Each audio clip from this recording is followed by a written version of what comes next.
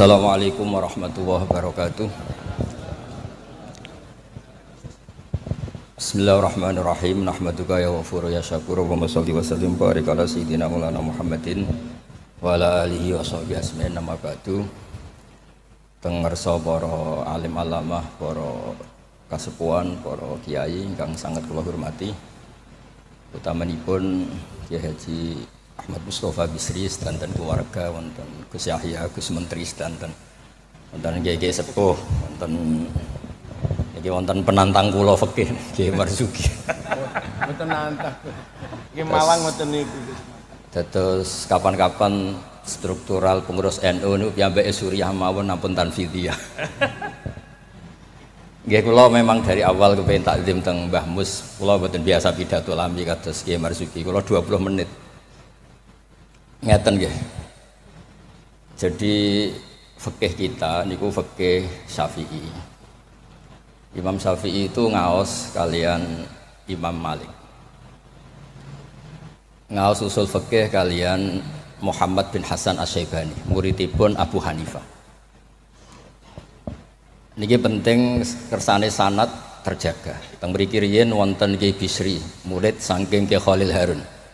Kyai Khalil Harun keluarga sarang, muridipun kakake namine Umar Harun. Riyen alim-alime Kyai Sarang sakwise angkatipun Mbah Ghazali, angkatanipun Mbah Ghazali Kyai Umar Harun, termasuk guru-gurunipun Mbah Dowi, gurunipun Mbah Muhaimin.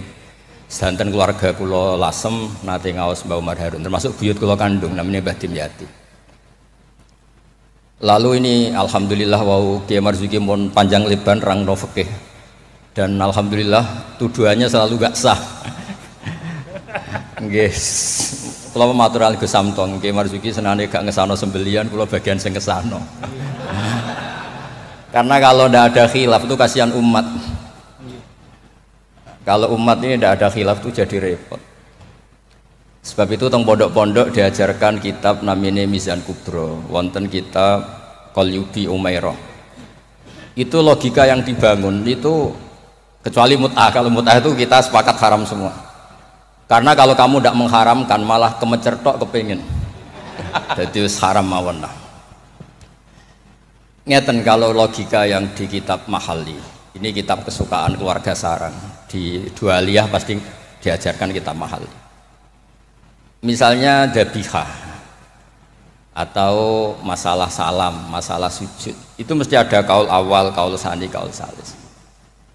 Dan itu ada pandangan yang nggak bisa dibantah. Misalnya sujud itu ya normalnya ya umur itu an asjuda ala sapati azumin. Saya diperintah Nabi ini sujud melibatkan 7 anggota, al jabhah wal yaden wal rukbaten wal kodamen. Sudah 7 kan. Tapi Imam Syafi'i itu sempat ngeper itu ya mulai ragu. Wayah tamilu kata beliau, ikhtimal juga yang syarat pokok itu jabhah. Karena Nabi pernah berdoa itu sajadalaka wajhi, bukan sajadalaka wajhi wa yadi wa rukbati wa kodami. Tapi saya sepakat sama Kyai Marzuki, nak sampean kemen sah mujma'alah anut Kyai Marzuki. Nek sampean kepengen dadi Kyai sing apian anut kula. Terus kula baleni, nek kepengen mesti sah niku anut Kyai Marzuki. Nek kepengen dadi Kyai apian anut kula. Kyai apian kuwi model dongane Allahumma illam akun ahlan an ablugha rahmataka fa rahmatuka ahlun an tablughun. Karena kalau fikih ini tidak dikhilafkan, apalagi kalau kita ngaji Sawi, tafsir Sawi, itu Jalalain dikarang oleh orang Syafi'i tapi disarai oleh orang apa? Al-Maliki. Itu sudut pandangnya luas sekali. Saya ulang lagi, sudut pandangnya luas sekali. Dan kita misalnya semua di sini termasuk Mbah Mus, sanadnya itu sama. Karena indukan di sini itu akhirnya kita ngambil Mbah Hasyim. Mbah Hasyim sejarah yang mudah ditulis niku ngaos kalian Kyai Mahfud Termas.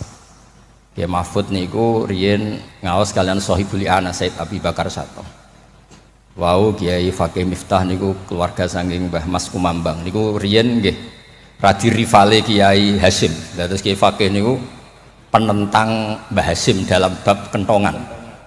Terus sing Mbah Hasyim nate berpikir harame kentongan, sing Mbah Fakih bilang kentongan niku napa? halal. Padahal itu rois am kalian wakil satu. Ya akhirnya nggak lucu. Cerita yang beredar sing terkenal, riyen keluarga mriki nggih ngaos teng Mbah Dimyati Termas, adik ibu Kiai Mahfud. Niku cerita yang terkenal itu Kiai Hasyim mau rawuh ke Termas, semua kentongan disembunyikan termasuk beduk. Mbah Hasyim sempat GR, wah bagus-bagus anut madzhabku. Setelah jagongan sama Kiai Dimyati, adiknya Kiai Mahfud, santri yang lugu itu matur, "Mbah, kentong beduk sudah disimpan, aman." Ternyata bodon-bodonan tok untuk menghormati napa? Mbah Hasyim. Lalu karena logika yang dibangun itu orang seneng Mbah Fakih Mas Kumambang. Niku senajan to NU lah gitu tetap ngaku kentong. Kiai Fakih itu mboten trimo nak kentong itu disamakan dengan nakusun Nasoro, kentongnya tiang Nasrani. Karena fungsinya niku tiang kebakaran nggih kentongan, tiang banjir nggih napa? Kentongan. Jadi tidak identik untuk manggil orang ke napa? Biak atau ke kanisahnya orang Nasrani. Jadi kunane kuno, khilaf itu harus kita jaga.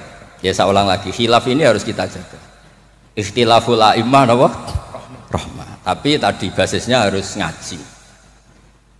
Dulu itu ya orang sholat jenazah itu ya normal. Jenazahnya di depan, yang nyolati ya di timurnya berarti kalau di Indonesia. Lalu ya ada saja yang usil, itu syarat sah apa adat? Ya ada ulama yang mungkin ya kados Mbah Marzuki, syarat sah. Terus ditakoki, "Lah nek salat gaib piye? Mayite ning Surabaya salat gaib wong Rembang." Akhirnya mulai ngeper. Yang syarat di depan tuh imam bukan jenazah. Wah, akhirnya ya wong akeh. Wong akeh nggih tiyang kathah terus. Ya nek jenazah ana ning ngarep, nek jenazah ana ning gurilah. Lah itu kan logika fikihnya kacau. Kaconya itu ya itu syarat sah apa syarat adat? Artinya hakadza wajadna salafan wa khalafan. Tawaf di Ka'bah juga gitu. Imam Syafi'i itu bersikukuh kalau tawaf terlalu dekat itu enggak sah. Alasannya di situ ada tonjolan sadarwan, tonjolan pondasi. Jadi kamu tidak mengitari Ka'bah tapi di atas Ka'bah. Tapi kata Imam Malik, kata Imam Hanifah ya ora apa-apa. Ngono iku wis keceluk mubeng kok repot. Jadi memang mulai dulu, saya ulang lagi mulai dulu. Itu lama enggak debat itu enggak bisa. Karena di ranah yang tidak al-usuli, tidak masalah akidah, itu sudut pandang itu luas, midan kalau orang bilang midan. Sebab itu riyen setiap ulama nanti dibully. Wah, habis-habisan. Abu Hanifah nanti liwat tenggene daerah wisata. Sepatah penyanyi-penyanyi wedok nyanyekno tiang-tiang suga-suga wong lanang-lanang. Barang Abu Hanifah rawuh lewat iku menengcep, mohon niat itu menengcep. Abu Hanifah ngendikan ahsan tunna. Terus imam yang rival beliau, Ibnu Abi Layla itu rival beliau. Suatu saat ada masalah di pengadilan, Abu Hanifah jadi saksi. Kamu tidak sah jadi saksi. Karena ketika melihat penyanyi-penyanyi kamu bilang ahsan tunna, kamu bagus. Kalian semua bagus. Itu tidak sah. Masa kiai kok ngelegalkan apa penyanyi-penyanyi cewek, penyanyi-penyanyi putri. Kata Abu Hanifah, saya bilang gitu itu ketika diam apa ketika nyanyi? Ketika diam. Lah ya maksud saya pas diam itu bukan pas nyanyi. Jadi mulai dulu itu kiai itu dicari celah salahnya. Dan itu seni jadi kiai. Jadi kalau tidak ada orang yang menyalahkan itu mungkin kirang cerdas. Lalu kalau matur Gus Samtong, gue udah khilaf mbek Gus Sulil, soalnya mantu-mantu saingan lah. Saingan ngerebut warisan nopo lah pokoknya saingan. Ya maksudnya warisannya kiai kan yo ilmu katanya. Karena kalau nggak saingan itu terus nopo gak mutu. Oh kan kalau matur Gus Sulil, jenengan pun ngorek isya terus toh, sekali-kali ngorek fikih. Nah ngorek isya gue enak wayang bagi, nak fikih kan ya jibu alika. Jadi tersangka, baru kayak jadi tersangka itu terus kuat. Kulo nu senengane maca fikih. Karena dengan baca fikih itu orang menjadi terkhitopi oleh Allah Ta'ala. Nek sampean maca tasawuf untuk fasilitas, dosa gede di sepuro. Kowe dosa kaya apa delok raine Pak Marzuki sepuro, ora raine iku tasawuf. Fikih mboten. Oh, fikih niku ekstrem. Dunya ora iso diwaris durunge utang dibayar, termasuk utang haji ning Allah Ta'ala. Wis pokoke ditersangkakan, tiang niku ditersangkakan. Ora kober. Benten nak ngaji tasawuf. Makanya terus kula niku nak sakniki kan tasawuf itu beredar di mana. Kula ora disusah. Iku golek para pangeran apa golek terapi. Karena kula niku sering Gus kula nyuwun ngaji hikam. Takrib ya takrib. Mboten Gus hikam. Maksudnya piye karena terus ayem ngono kan terus dadi gampang kabeh. Nak fikih kados Pak Marzuki wau takbir di audit. Opo wis salah. Lah tasawuf mboten guya-guyu eling pangeran wis koyo wali ngono penak. Oke niku repot muni Allahu Akbar kepanjangan A niku nggih salah. Allahu Akbar iku salah, itu jadi istifham. Berarti maknanya apakah Allah itu maha besar? Tapi nak cara kula iku sing maknane istifham Pak Marzuki sing maca dhewe iku maksude ya Allahu Akbar Allah maha besar. Wong sing maca dhewe kok sing maknane iki. Jadi niki tapi kena mesti kepengen sahanut Pak Marzuki. Tapi mau nak kepengen dadi kiai apian anut kula. Kula niku saking senenge kalian umat Rasulullah sallallahu alaihi wasallam, saking senenge. Niku kitab mazhab apa saja kula waos. Untuk supaya wong Indonesia iku ya ono sae lah. Wong-wong dia ya darani ra salah nggih. Ono sae tak golek-golekno. Wes golek-golekno. Nanti mungkin Pak Marzuki nyari masalah warid sama maurud itu diantara kelebihan Imam Ghazali. Awal ngarang Ihya itu di bab Toharoh, di bab Al-Muzal wal Muzalbeh itu diantaranya beliau tidak membedakan antara air dikucurkan sama air najis bena ijanatin fiyama wa bena iradil ma. Termasuk nggak bedakan masalah kulate. Sudah sadar termasuk. Karena yo repot. Terus mohon maaf lho. Terus kula niku alhamdulillah kula niku diundang pengajian umum nak mboten wong sepuh mboten purun. Terus jangan berharap Gus Samtong, Gus Takiuddin bisa ngundang kula. Nate ngundang kula mboten purun. Mbak Mas Duki ampun kapundhut. Nah, Mbah Mus mboten wani kula. Kula nu sing mboten wani nolak niku khore Mbah Hamid, mergi Mbah Hamid itu misanane Mbah kula. Mbah Mus. Nek sing nom-nom ngundang niku nggih ra dikualat kira-kira. Mboten krana napa-napa, kula niku nyen kiye tenan, maksudnya mulang ngaji terus mboten. Nak Pak Marzuki ora petarung ya. Petarung ya, Ban. Wonten mawon kurbane niku wonten mawon sing mboten san mboten. Tapi itu saya lah, memang ilmu harus di. Jadi kalau misalnya tawaf tadi. Tawaf itu banyak ulama yang mengatakan betul bimanzilati sholat, tapi ya tidak se-ekstrim banget kayak sehingga Said Muhammad itu punya bab namanya tawaful haid. Tawaful haid, tawafnya orang yang haid. Padahal tawaf itu kan harus suci. Tapi masalahnya kadang pas dia haid, pas harus tawaf nopo? Ifadah. Itu banyak ulama yang mengatakan ya sudah tawaf saja. Tapi nunggu waktu yang mepet. Nah, karena mepet ini penting untuk ilah hadid darurat. Nah, ternyata beliau juga sudah baca, tapi beliau tadi gak mau cerita. Senengane ku delok wong wedok sing kata aurati lho, kok iso roh lho. Kula niku nggih suwae niki ngaji rilek mawon nggih. Kula wonten kula niku bapak kula niku seksine nggih Mbah Mus, bapak kula niku seneng guyon. Bapak kula pesen hak kena ngaji ku guyon. Wong ning omah wis mikir utang, mikir macam-macam. Lho bareng ngaji kok mbok teror gak sah niku. Sakake maksudnya niku. Rai-rai bingung niku kan pun kathah. Dadi ngaji wis guyon, santai mawon. Tapi mboten tasahul. Saya ulang lagi tidak tasahul. Ada dua orang itu sering naudzubillah ya, sering selingkuh, nakal lah. Ya nasabnya agak jelas namanya orang nakal. Ini cerita di kitab Mizan Kubro. Setelah dengar kabar orang itu sampai lah datang ke Rasulullah. Ya Rasulullah, kita berdua ini sudah nikah. Itu Nabi jawabnya itu qad kharaja min sifahin ila nikahin. Ini sudah keluar dari status perzinaan menuju apa? Nikah. Dan Nabi tidak bahas masa lalunya.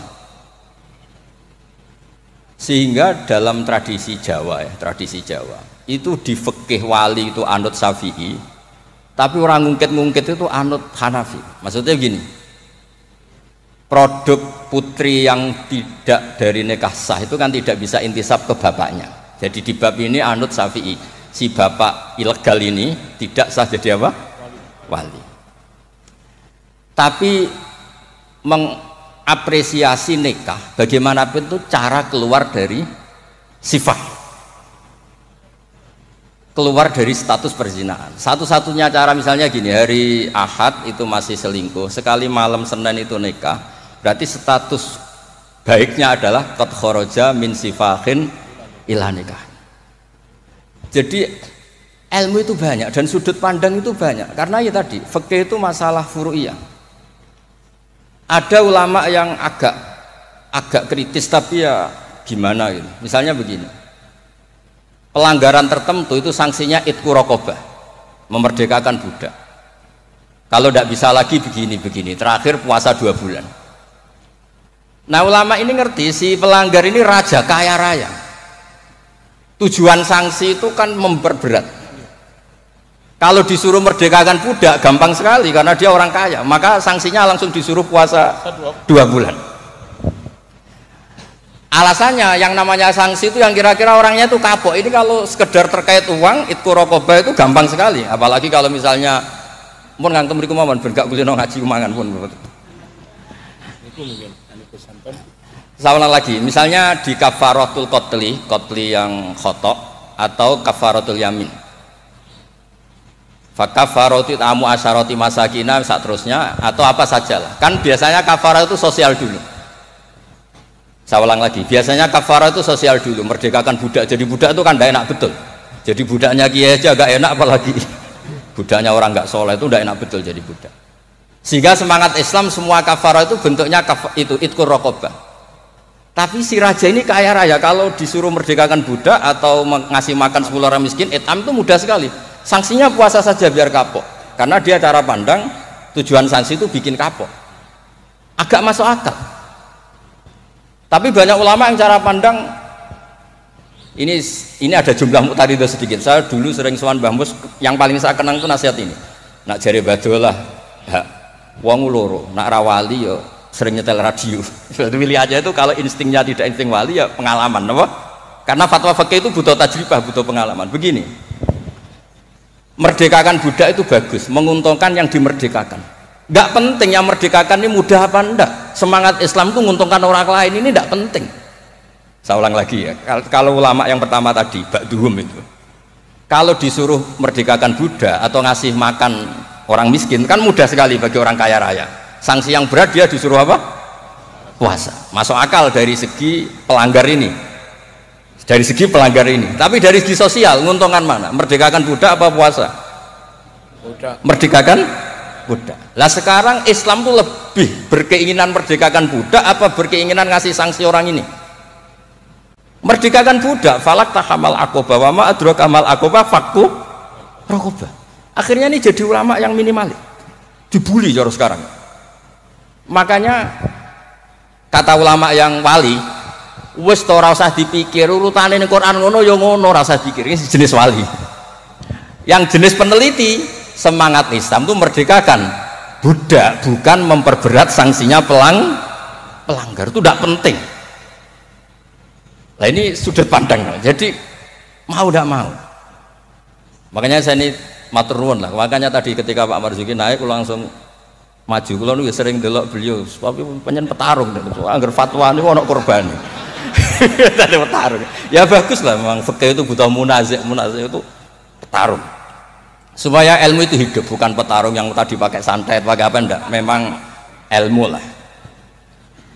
Ya dulu itu sama masih ingat debatnya Mbah Mun sama Basal itu kalau guyon gini, kiai gede nak diundang ning desa apike teko ta ora. Ana sing bilang ya apike teko lah sakake wong desa. Tapi survei membuktikan apike ora iku kan jobe kiai cilik. Dimbat pisan mbek kiai gede. Itu kan harus ada sudut pandang itu. Terus ada apa? Lah iya, makanya kan Yorono pas orang ngaji kan iso. Sing rapat salam templek lah kok angel temen nerangno. Lho kan kalau kula nu ngalami, kula jare wong akeh rak kiai gede, nek diundang teng desa mboten purun. Tapi teng kiai desa kula sering niliki. Oh seksine kathah pangeran nah, nek kurang akeh. Kurang top, kula ayu saya nak baru saja seksine pangeran. Kula sering niliki kiai desa kula tiliki. Termasuk nyun sewu kadang kula betani terjemah UII, kula sukani Ibris, kula sukani terus kula sukani kitab-kitab akidah Mbah Sakur akidah. Karena tadi, nah aku teko Muludan ning desa, kas musolae muk pira. Terus digo nyangoni kiai ketua Tanfid Jawa Timur. Wah, iku ngentekno kotak yakin.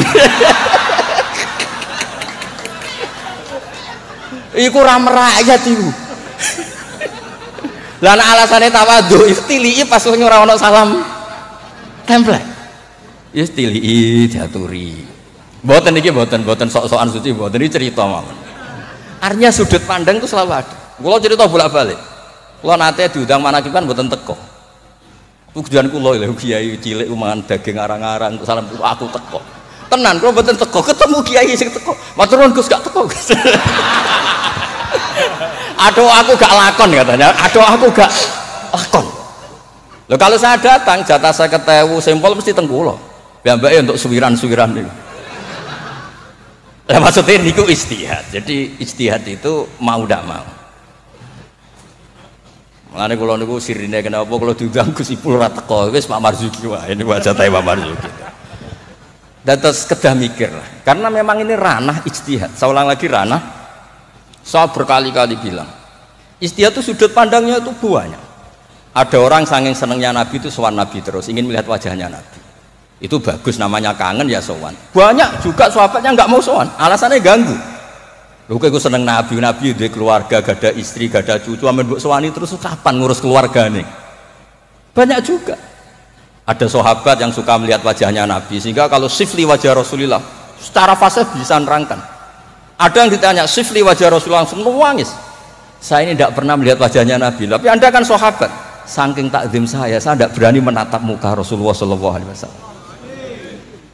Ada ulama yang sholat sof awal terus wali, yang pol guri ya wali ketika ditanya kok sok-sokan suci wani kok ngarep, jadi nak sholat kok guri terus, ya jadi wali. Banyak juga wali yang ditanya kalau kamu di surga keinginan terbesar apa?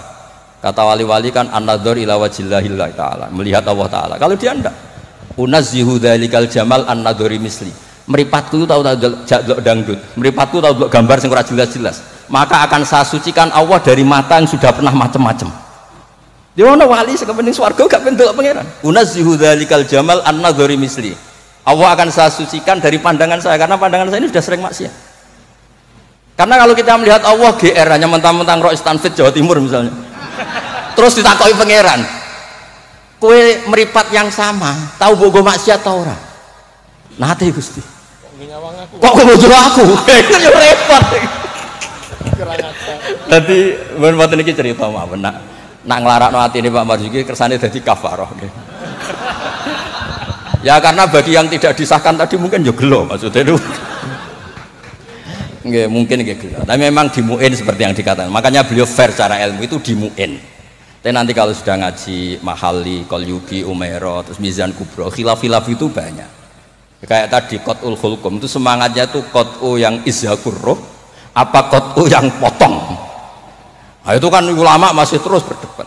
Ya namanya ulama ya tadi cara pandang itu pasti banyak. Makanya kenapa itu ada khilaf. Bahkan semua muridnya imam itu akhirnya mengkhilafi gurunya. Fa'inna Ahmad niku muridnya Imam Syafi'i, tapi khalafa Syafi'iyan. Wa Syafi'i muridnya Malik, akhirnya khalafa Malikan. Kenapa menjadi khilaf? Karena sausé diangen-angen niku nggih. Misalnya Jumatan. Jumatan itu cara jenengan itu kan harus orang 40 syarat sah. Tapi pertanyaannya, kampung situ yang mau Jumatan baru 20 kok disuruh berapa? 40. Wong sing gelem Jumatan mau 20 dikongkon pinten? 40. Jadi sudut pandang itu terus kenapa kok 40? Katanya kalau 40 itu mesti ada walinya. Lah sekarang orang 1000 pun nggak mesti ada walinya. Terus kedua, dikatakan 40 itu mesti jam'un kelompok. Lah 12, 20 juga sudah bisa disebut apa? Jam'un sudah dikatakan kelompok. Mulane kula nate Jumatan teng pedalaman Purwodadi. Kula riyen sering ngebis teng Jogja lewat Pati Ngidul. Pas wae Jumatan niku tiange namung 6 napa 12. Santri kula niku tamat MGS Sarang. Ya baik ada kula mboten. Jenengan mboten ada gak. Niku maca Fatihah ya Pak Marzuki. Niku kaya wong ape kelahiran niku cerita bolak-balik. Wis patus perjuangan tenan. Aku ngomong ngene, aku sing menungso ora mentolo ora ngesahno apa meneh pangeran. Mergo macane Fatihah. Wis dinas perjuangan. Kaya wong ape kelahiran. Aku nak pi ada iku Allahu arhamu minni. Umpama aku juri we tak sahno mergo ora mentolo apa meneh pangeran. Mosok wis kangelane ngono, hasilnya mboten apa? Sah. Mboten iki cerita mawon mengke penantang fakihnya nak badhe ngendikan nggih monggo. Karena ini agak dolim saya, karena kan saya kedua. Tapi nggak apa-apa nanti Mbah Mus mesti pareng kok kalau jenengan bantah saya lagi tidak apa. Tapi kok ngarepe pangeran duet malah dubat lagi nanti. Nah debat malah ngarepe pangeran kadose menang kula karena kebetulan secara status niku wong sakit mai Quran, ahlul Quran, ahlu wa khosotu. Kayaknya saya agak spesial lah teng mriko nanti. Terus ilmu itu harus tadi saya ulang lagi. Karena kalau pertanyaan itu bisa mujab, bisa nafi. Saya ulang lagi, pertanyaan itu bisa mujab, bisa nafi. Misalnya begini Pak Marzuki, dibalik pertanyaannya. Wong sing isane salat mau ngono, iku apike salat apa ora salat? Dibalik pertanyaan. Ndak ini MC-nya maaf ya, nanti setelah ini Pak Marzuki lagi terus saya ndak akan bantah lagi. Karena saya ini wong legowo lah. Mbok beliau ngadili kayak apa saya insya Allah ya ndak mandi, nggak ngefek. Cara kula wong partai politik loyalis saya terlalu fanatik. Nggak ngefek. Pertanyaannya jadi balik. Dhisik ceritane Wali Songo iku salat sementing salat rubuh gedang lah. Ya saya ulang lagi, orang yang belum bisa sholat sempurna itu apike sholat apa mboten? Sholat. Sekarang dibalik Pak Marzuki, orang yang baca Fatihah tidak benar, kita bisa mentakhrij cari solusi. Anggap saja itu wiridan. Kalau Fatihah kan wajib pakai tajwid, tapi kalau dianggap kalimah thayyibah, kan kalau orang tidak mampu Fatihah kan penggantinya itu nggak niat maos Quran. Nggak niat maos Quran. Setuju gak? Dihitung aurat mawon pengganti Fatihah sehingga tidak harus pakai apa? Tajwid. Maksudnya boleh, wae kalau niku kiai apian, mun tak golek-golekno. Tapi ampun mut'ah loh, kalau mut'ah mang kula sepakat lah. Kalau yang ngoten-ngoten niku pun kula niku apian, mun bab ngoten niku apian. Kula niku sinau niku tenanan, kula nak sinau nganti nangis. Lho kula niku nyuwun sewu niku mboten sombong. Saya itu di rumah, takokno tangga-tangga kula. Niku nak mangan nggih sithik, pakaian nggih sederhana. Kula niku isin sampeyan ketemu pangeran gara-gara kecelok wong alim salami templek diciumi tangan terus sampeyan nak takoki pangeran. Nang iku tok hasile. Kula niku gadah sanad saking bapak. Bapak nanti dawuh Mbah Hamid Pasuruan. Kan Mbah Hamid itu sepupunya mbah saya dari keluarga Lasem. Ketika beliau dihormati sedemikian rupa oleh banyak orang itu, lho cung aku soleh, gue solehku dhewe ngadepi pangeran kok untuk donya iku hisabe rak repot. Makanya terus Mbah Hamid ngomong ketika dhuwit wong dikekekno, ben hisabe iku ringan. Lah kula nggih ngoten sakniki ngalami wong hormat sedemikian hormat. Tadi kula niku bangun pondok iku ora niat pondok kula ben gedhe, ngirangi dosa. Mergo wong nyumbang ya rada kacau, nak 100 juta nggih pondok Gus, jenengan 1 juta. Cara 100 juta sing kula pribadi mungkin nggih polah mun nyimpen tiang kathah wau cara Pak. Wong nyumbang ya rada suudon mek kiai kan niki 100 juta Pak Marzuki pondok nggih jenengan 1 juta. Cara diwalik nggih wau ngabsen rondo sing makmum wau cara beli. Jadi wong nyumbang itu alhamdulillah kok ora dinakalan niku.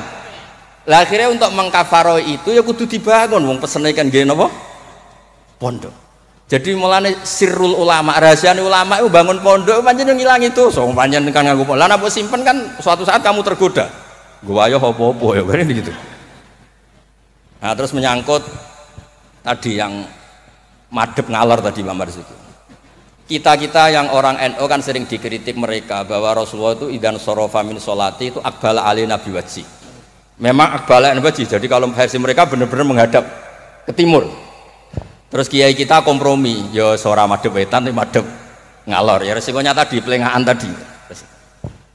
Itu saya tahqiq baca di Fathul Bari di sarahnya Bukhari. Filosofi Nabi menghadap ke andekan di Indonesia ke timur.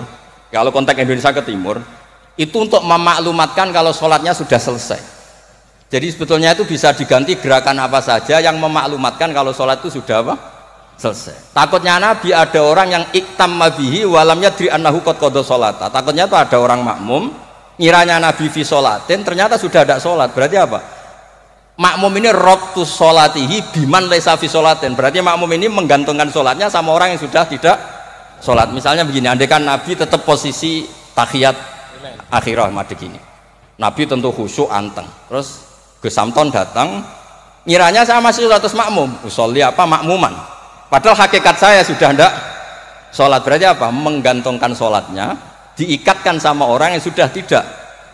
Nah, karena Nabi takut seperti itu, beliau menunjukkan gatu gerakan fisik yang menunjukkan kalau beliau sudah tidak sholat. Makanya sirinya kiai-kiai alim tuh kalau misalnya nggak merubah posisi karena sanad torekohnya gitu, bilang astagfirullah mesti kenceng, bersalam astagfirullah, karena ini untuk memaklumatkan ini sudah ada sholat. Ya clear nih. Maksudnya itu pentingnya ngaji tenanan, maca kitab tenan. Kulo nak diundang tiyang nak mboten pernah sepuh tak anggap haram tenan. Sesuatu haram tenan. Karena yang belum diundang pun kata lah sudah. Kalau yang sing sinau tenanan sudah bisa dihitung dengan jari. Jelas termasuk kulo lah, mboten niat sombong termasuk kulo. Nah, Gus Samtong ora percaya saingan mboten apa. Mau ge cocokan wae kulo. Ora apa Gus, bisa wajar. Nak tengen kulo tak kei kitab deh.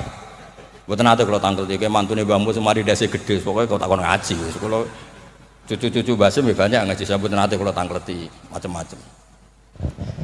Jadi penting supaya kenapa tradisi thariqah banyak orang-orang soleh yang tetap menghadap barat, tapi astagfirullahnya dikeraskan untuk maklumat kalau beliau sudah enggak sholat. Jadi enggak apa-apa sampai ndak akbal alil wasi enggak apa-apa. Karena sudah kadung dipakai kubu sebelah adat itu. Biasanya orang kalau sudah dipakai, ya sama seperti nasibnya kunut. Jelas mazhab Hanafi itu tidak kunut, orang Syafi'i kunut. Tahu-tahu sekarang jadi politik identitas. Ini nggak berani nggak kunut, bisa dicoplok dari tanfidiyah kalau bilang. Meskipun ngajinya kunut itu sunat, tapi ngalah-ngalahi wajib itu politik identitas. Bersiko betul. Makanya pernah Allah Ta'ala disifati aja nggak terima pernah. Assalamualaikum warahmatullahi ta'ala wabarakatuh. Ada ta'ala, padahal ta'ala maknanya moho luhur. Mubalek berikutnya karena tidak ormasnya tidak sama. Assalamualaikum warahmatullahi tanpa ta'ala wa barakatuh.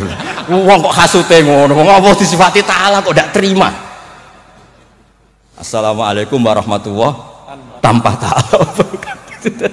Jadi kalau nuruti kelompok itu nggih ngoten niki pun napa nggih petarung yang baik pun napa pembanding yang baik ya. Niki kula sudahi mungkin apa yang badhe bantah nggih monggo dan saya tidak akan bantah lagi. Nggih pokoke kula suwun perilaku yang salah dibenerin sesuai dawuh Pak Marzuki. Tapi nak kadung kowe ra iso. Tak golek-golekno dalil. Wes aku nak ketemu Nabi itu yang sah. Nabi nak ngendikan wong dosa ngene elek, Tapi Nabi yo ngendikan syafaati li ahlil kabair min mati. Yo nyalahno tapi nek kadung salah yo disyafaati. Ora kadung salah dibles. Assalamualaikum warahmatullahi wabarakatuh.